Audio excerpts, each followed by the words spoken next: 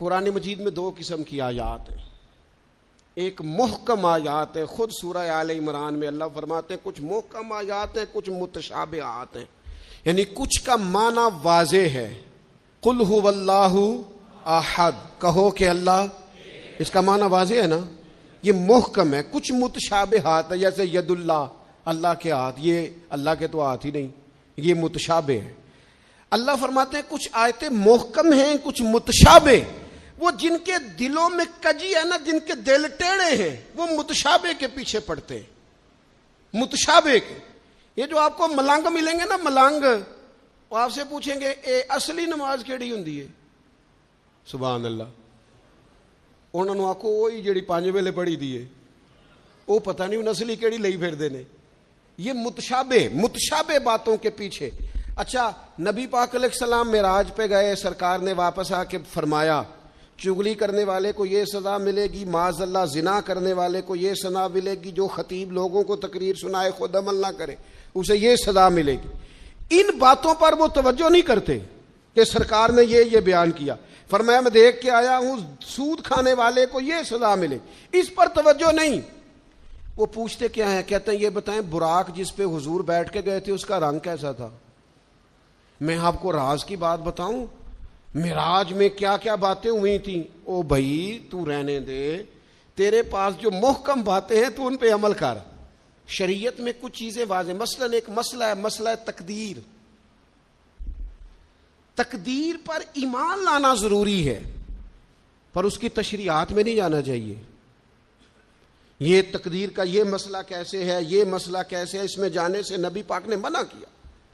لیکن لوگوں کو عادت ہوتی ہے وہ باتیں چھیڑنے کی جن کو چھیڑنے سے شریعت نے روکا ہے، وہ چھیڑتے ہیں. یہ آپ حدیث پاک سنیے. حضرت ابو ہریرہ رضی اللہ تعالیٰ عنہ ارشاد فرماتے ہیں ہم سب لوگ ایک دن بیٹھے تھے تو کچھ لوگ مسئلہ تقدیر پر بحث کر رہے تھے. سرکار تشریف لے آئے. فرماتے ہیں حضور نے ہمیں وہ باتیں کرتے سنا مسئلہ تقدیر پر، تو نبی کریم صلی اللہ تعالی علیہ وآلہ وسلم کے رخسار مبارک، یہ حضرت ابو ہریرہ کے لفظ ہیں، فرماتے ہیں حضور کے غصے سے مقدس رخسار اتنے سرخ ہو گئے جس طرح کے انار نچوڑ دیا ہو رخساروں پر. جلال آیا نبی کریم کو. اور رسول اللہ صلی اللہ تعالی علیہ وآلہ وسلم نے ارشاد فرمایا تم سے پہلے لوگ اس لیے ہلاک کر دیے گئے کہ وہ ایسی باتوں پر بحث کرتے تھے جن پر بحث کرنے سے اللہ نے منع فرمایا ہے. اور حضور فرمانے لگے کیا میں اس لیے مبعوث ہوا تھا؟ کیا تمہیں اس لیے حکم دیا گیا تھا کہ تم بحث کرو گے مسئلہ تقدیر پر؟ متشابہ میں الجھ گئی ساری قوم. ایسی باتیں ڈھونڈ ڈھونڈ کے لاتے ہیں لوگ، ان کا مزہ لیتے ہیں. کہتے ہیں جی یہ بات تو سارے مولوی کرتے ہیں، انوکھی بات کریں. انوکھی بات کون سی ہوتی ہے؟ بات وہی ہے جو اللہ نے قرآن میں بیان کی ہے، رسول پاک نے اپنے فرمان میں بیان کی ہے. آپ چھپی ہوئی باتوں کی ٹو میں نہ پڑے.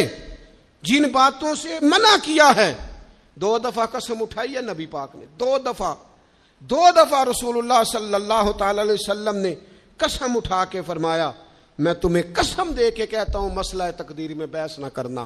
میں تمہیں قسم دے کے کہتا ہوں مسئلہ تقدیر میں بحث نہ کرنا.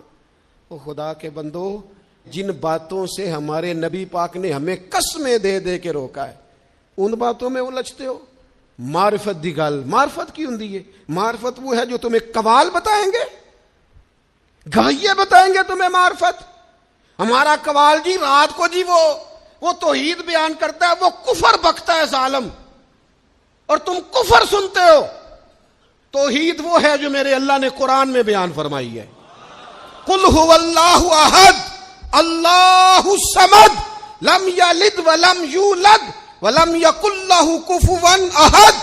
اللہ نے بیان کر دی ہے، کسی قوال سے سننے کی ضرورت نہیں ہے. اس لیے تصوف اور طریقت کی اصل کو سمجھے آپ. ہم ملنگوں سے باتیں سنیں گے تو میرے عزیز کبھی بھی ان چکروں میں نہ پڑے. متشابہات میں آپ الجھ گئے.